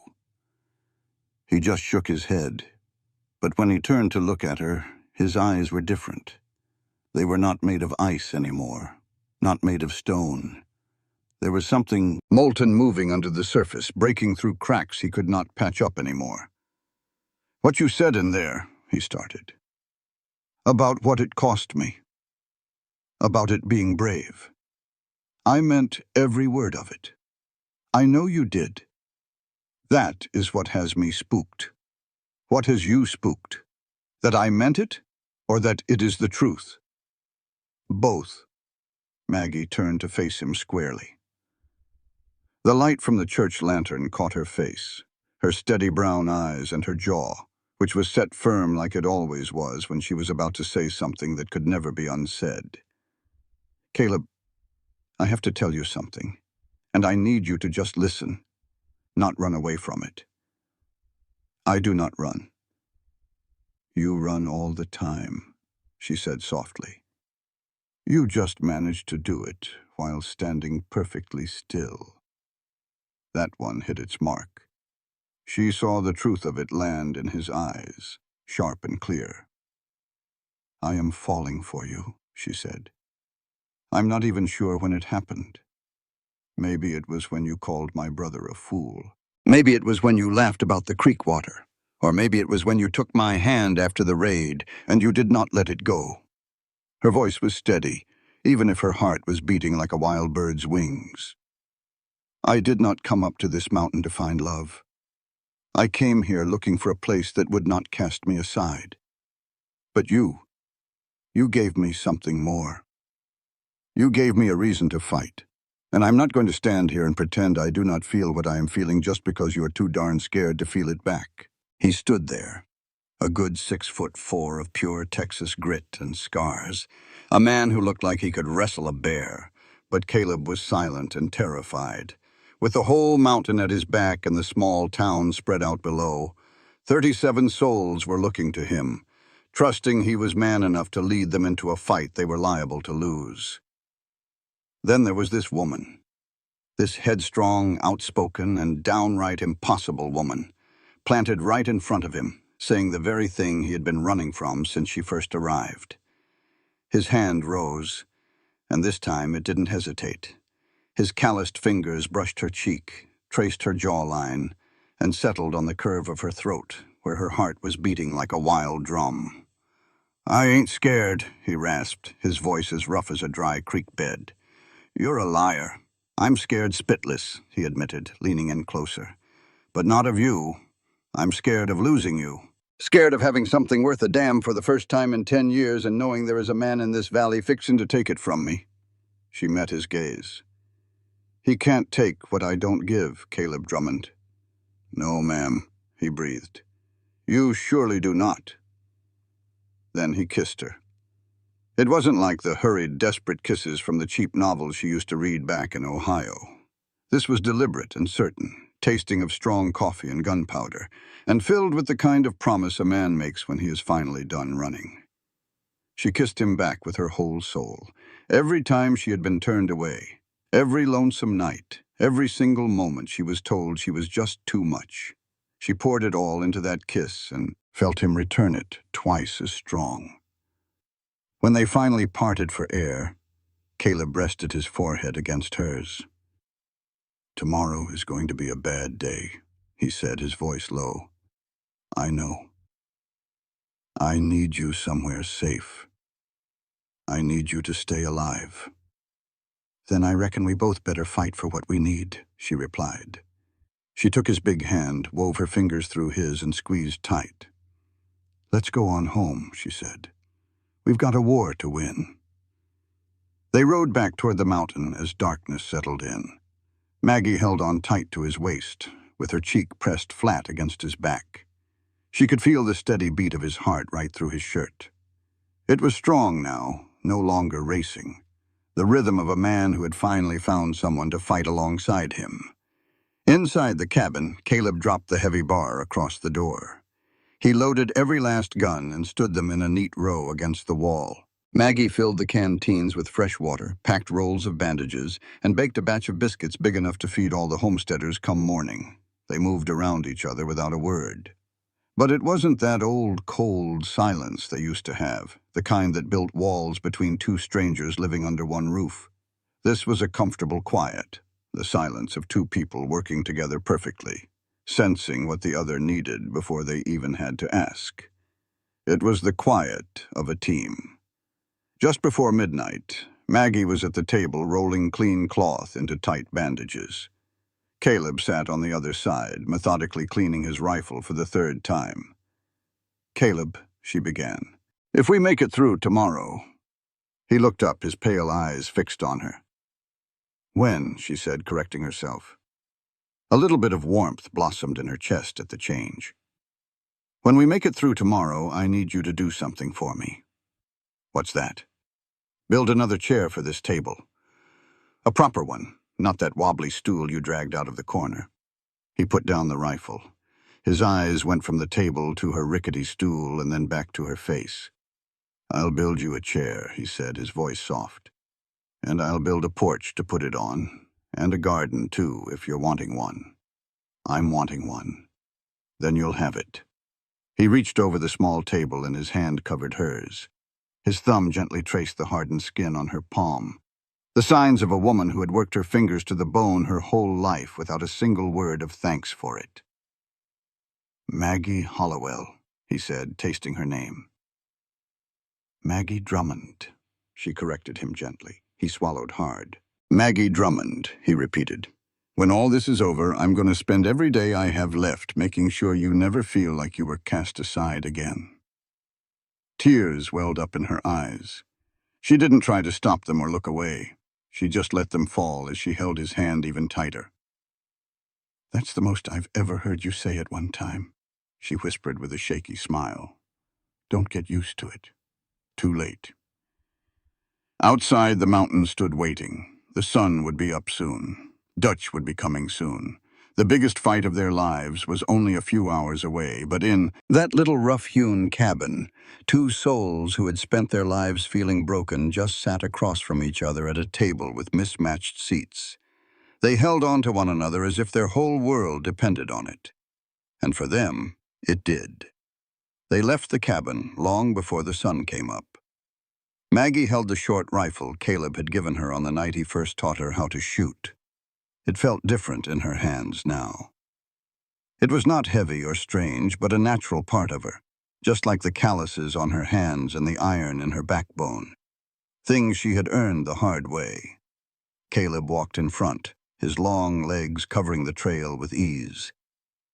But every so often he would glance back, not to see if she was keeping pace, but just to make sure she was still right there with him. She was. Down at the base of the mountain, Hank was waiting for them with the horses. His face looked tired and worn, and his crooked hat was pulled down low. The Granger boys are set up on the East Ridge, he said. Tom Morrison and two of his hands have the high ground overlooking the valley road. Anna has the women and children holed up at the general store. What about Dutch? Caleb asked. Broke camp about an hour ago. He's heading north, right for the Granger place. All 7 of them. Then we need to move now. Caleb swung up onto his horse and then reached down, pulling Maggie up to sit behind him. She wrapped her arms around his middle, the rifle pressed firmly between their bodies. Maggie, he said without looking back. Yeah? When the shooting starts, you find cover. We're not arguing about it. Just one argument. What is it? I love you. He froze solid in the saddle. She felt it all through him, the sudden stop, the shock, the way his breath caught in his throat like a horse reined in hard at the edge of a canyon. You picked right now to tell me that? His voice was gravelly. I might not get another chance. You'll get plenty of chances. Then you'll hear it plenty of times. Now ride. He spurred the horse and they took off like a shot down the valley road. The Granger homestead was situated in a large clearing where the river made a wide turn. Jake and Emmett had built it with their pa just 2 years before. It was a sturdy house with a good barn on a piece of land well worth fighting for. And Dutch knew it. The men from the railroad had already put it on their survey maps. It was prime land, worth more money than the Grangers would ever see in their entire lives. Caleb reined in his horse behind a long ridge that looked down on the property. Down below, a cloud of dust was rising from the south. Dutch's riders were coming in hard, spread out in a loose formation with their rifles laid across their saddles. Tom Morrison's voice drifted down from his spot on the high ground. I count 7. Dutch is riding out front. Caleb raised a single hand. All along the ridgeline, the homesteaders settled into their positions. There were 12 men and women in all, spread out over a 1/4 mile of high ground. They weren't soldiers, they were farmers and storekeepers, just plain terrified folks who had decided that being scared together was a whole lot better than being scared alone. "Nobody fires till I do," Caleb's voice called out. "And nobody shoots to kill unless they're shooting to kill us first. We're going to give them a chance to ride on out of here." "And what if they don't take it?" Jake Granger called out from behind a pile of rocks, his rifle held steady. "Then may God have mercy on our souls for what we have to do next." Dutch and his men rode into the clearing and pulled their horses to a halt. 7 riders sat in a raggedy line, all of them armed, filthy, and looking for trouble. Dutch sat on his horse in the middle of them all with his old Confederate hat pushed back and his eyes sweeping over the homestead like he was already measuring for curtains. "Granger," Dutch yelled, "I'm here to give you one last offer. Sell me this land. I'll give you a fair price. You can ride away from here with your family and nobody gets hurt." The house remained silent. Dutch let out a long, dramatic sigh. "Well, have it your way, then." He motioned for 2 of his men to ride forward. That's when Caleb stood up on the ridge. His voice boomed down the slope like an avalanche. "That's far enough, Dutch." Every single rider snapped their head up toward the sound. Dutch's face soured when he saw Caleb standing there. Then his eyes darted left and right, counting all the rifles that were now aimed down at him from every direction. "Well now," Dutch said, his smile looking stretched and thin. "Looks like the mountain man went and made some friends. That's a new trick." "This is your last chance," Caleb said, his voice even. "Turn your horses around, ride south, and don't you ever come back." Dutch's hand came to rest on the handle of his pistol. His men started shifting in their saddles, getting edgy, and their horses could feel the tension in the air. 7 against 12 were not good odds, especially when the other side had the high ground. But Dutch Garrett was never a man who cared much about odds. He was always a man who understood cruelty. "You know something, Drummond?" Dutch called out, and his voice was sharp and clear in the morning quiet. "I've been thinking about that wife of yours, Maggie, isn't it? The big one. The mail-order bride that nobody else wanted." He let that hang in the air for a moment, letting the poison sink in. "I just keep wondering what's going to happen to her after you're dead. Because you and I both know how this story ends. It ended the same way the day I took Ellen from you. You put up a fight, you lose, and the woman you love ends up walking away with a stronger man." Maggie's blood turned to fire. She was hunkered down behind the ridge, about 10 paces from Caleb, with her rifle raised and her jaw set so hard it ached.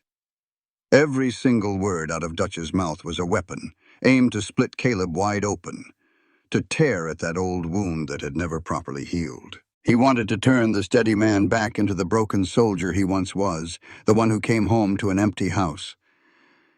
She kept her eyes on Caleb's face, and she saw the old hurt flash in his eyes. She saw his hands tighten on his rifle stock. And then she saw something she had never seen in him before. She saw him let all of that pain go. "Ellen didn't walk away with a stronger man," Caleb said, and his voice was as solid as the mountain beneath his feet. "She walked away with a weaker one, and it got her killed. But that ain't my burden to carry anymore, Dutch. I hauled that weight around for 10 years. I'm done with it now." Dutch's smirk finally shattered. "You want to know about my wife?" Caleb went on. "My wife is the one who threw water in your face and did not even blink. My wife taught this whole valley how to stand up when you tried to beat it down. My wife is the reason you are looking at 12 rifles right now instead of just 1. So if you want to talk about who is stronger, you are looking at the wrong Drummond." Maggie's throat felt tight. Her vision went blurry. She blinked hard and held the rifle even tighter. Dutch's face turned beet red.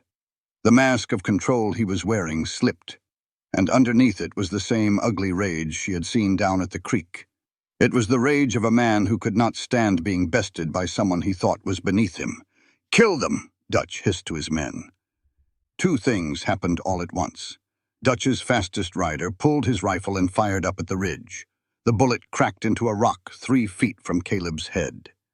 Caleb did not flinch. He fired back just one shot, clean as a whistle, hitting the man in the shoulder and spinning him right off his horse. Then the whole mountain seemed to erupt. Gunfire came from every direction. The homesteaders fired from the high ground, their shots echoing all through the clearing. Dutch's men scattered everywhere, their horses rearing up, all their discipline gone in an instant. Jake Granger shot one man's rifle right out of his hands. Tom Morrison, cracked ribs and all, fired from up on the bluff and dropped a horse. The rider tumbled to the ground and started to crawl for cover. Cover and bleeding. Maggie laid her cheek against the cool wood of the rifle, took aim at a man charging toward the Granger place, and pulled the trigger. The bullet smacked into his saddle. It was close enough. The horse bucked hard, throwed the fella, and took off into the woods. "Good shot!" Caleb yelled without even turning to look at her. Again! Her hands were shaking, but she reloaded and fired one more time. This one hit a fence post. It wasn't a man, and it wasn't a horse, but the crack of that rifle was enough to make another rider turn tail and run. Dutch fought like a wild animal. He was firing from his horse, spinning the animal in tight circles and yelling orders that his men couldn't even hear over all the noise. Two of his riders lost their nerve and ran, galloping south for all they were worth. A third man dropped his rifle and threw his hands up high. That left 4 of them. Dutch and 3 of his men were pinned down in the clearing, with hot lead raining down on them from above. "It's over, Dutch," Caleb roared. "Tell your men to give it up." Dutch's answer was a bullet that ripped right through Caleb's sleeve and cut a line across his arm. Blood sprayed out. Caleb let out a grunt, switched the rifle to his other shoulder, and just kept on shooting. Maggie saw the blood. Her stomach felt like it fell through the floor. "Caleb, I'm fine. You stay down." She didn't stay down. She crawled on her belly along the ridge to where he was, pulled the bandana from her neck, and tied it tight around his arm while bullets kicked up dirt all around them. Them. "I told you to stay down," he grumbled. "And I told you I love you." Well, it seemed we were both ignoring each other that day. He just stared at her, bleeding, mad as a hornet, and scared to death for her. And then something in his face just cracked wide open like the sky does after a big storm. Down below them, Dutch's last 3 fellas threw their rifles on the ground. One after another, their hands went up. The horses stamped their feet and snorted. All the gunfire just sputtered out and died. Only Dutch was still sitting on his horse. His pistol was empty. He'd lost his hat. Blood was trickling from a cut over his eye where a little piece of rock had hit him.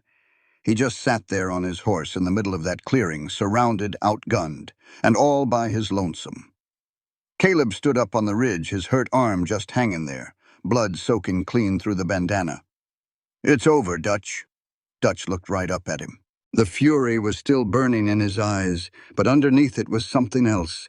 It was the empty look of a man who'd finally come to the end of his rope. "You think this makes you a hero?" Dutch spat out. "You think these folks are going to remember you? You're still just the same broken-down hermit on a mountain. A couple of bullets don't change who you are." Caleb started climbing down from the ridge.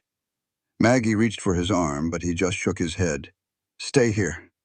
Caleb, please." That one word, please, it stopped her cold. He'd never said that to her before. She let her hand drop. Caleb walked right into the clearing, heading straight for Dutch. Every single rifle up on that ridge was following him, ready to go, but he waved them off. This was something between 2 men and 10 long years of bad blood. He stopped about 3 feet from Dutch's horse and looked up at the man who had taken his wife, who had scarred his face, and who had haunted every single one of his dark nights for a decade. "You're right," Caleb said in a quiet voice. "A few bullets don't change what I am, but she did." Dutch's face twisted up something awful. "She'll leave. They all leave." "Maybe so, but that's a matter between me and her, not you. Never again. You." He took a step back. "Get off my mountain, Dutch. I'm not going to ask you again." For one long, terrible moment, Dutch's hand hovered right near his belt where he had a second pistol hid. Maggie saw it from up on the ridge. She brought her rifle up, steady as a rock, aimed right at Dutch's chest. "Don't you do it," she whispered. "Please don't make me." Dutch's eyes flicked up to the ridge, and he found her. And he saw the rifle. He saw the woman behind it, not shaking, not crying, not running, just aiming. His hand dropped. He turned his horse real slow and rode on out of that clearing without saying another word. His men, who had already given up, just stumbled after him with no weapons, defeated and broken. They vanished down the valley road, and the dust just swallowed them whole. The clearing got real quiet. Then Jake Granger let out a whoop that bounced off every ridge around. Emmett joined right in. Tom Morrison lowered his rifle and just sank down against a rock, wincing and laughing at the same time, alive. Maggie scrambled down that ridge, half running and half sliding, her rifle banging against her hip. She got to Caleb and grabbed his hurt arm. "Let me see it. It's just a scratch. You and your scratches. One of these days a mountain lion is going to bite your head clean off and you'll call it a scratch. Probably." She unwound the bandana and looked at the gash. It was shallow and bloody, but it looked clean. She tied it back on, tighter this time, her fingers trembling a little now that all the excitement was wearing off. "You walked down there all by yourself," she said, not looking up at him. "After everything we talked about doing things together. Some things a man's got to finish face to face." "And what about the hidden pistol? I saw it, Caleb. He nearly pulled it on you." Caleb looked at her. "But he didn't. Because I had a rifle aimed at him." "I know." His good hand came up and gently cupped her face. "I know you did." "Then stop walking into trouble all alone. I mean it." "I can't." Her voice cracked. She pressed her lips together tight, fighting to keep it together. "I can't lose the first good thing I've ever had just because you're too proud to let somebody watch your back." He pulled her in close, wrapped both his arms around her even with the wound, and held her against his chest so tight she could hear his heart beating. Fast, hard, alive. "You are not going to lose me," he said, into her hair. "I promise. Don't go making promises you can't keep. I've kept every single promise I ever made, Maggie. I just never had anyone worth making them to before." She broke right then. But not in the way you usually think of breaking, not weak, not shattered. It was more like the way the earth cracks open in the spring to let something new push its way through. She cried there against his chest, and he just held her, and neither one of them said another word for a good long while. The homesteaders all gathered down in the clearing. Somebody brought some water, somebody else brought a bottle of whiskey. Tom Morrison shook Caleb's hand, his good one, and said, "I was wrong about you, Drummond." "No, you weren't," Caleb said. "I was everything you said I was. A hermit, a loner, not worth trusting." He looked over at Maggie. Someone just changed the math. Ruth Morrison gave Maggie a hug so hard it nearly knocked her clear over. "Thank you," Ruth whispered, "for making him come down from that mountain." "I didn't make him do anything," Maggie said. "He just needed a reason to." Anna Pierce showed up from town in her wagon, and it was loaded down with bandages and food. She took one look at Caleb's arm, at Maggie's tear-streaked face, and at all the spent shell casings in the dirt, and she just shook her head. "You two are going to give me gray hair. You already have gray hair, Anna, and now I know why." That afternoon, Hank Beaumont drove his coach up the valley road for the first time in weeks without feeling like he had to look over his shoulder. He found Caleb and Maggie sitting on the Granger's porch. Caleb's arm was all bandaged up, and Maggie was leaning against his good shoulder.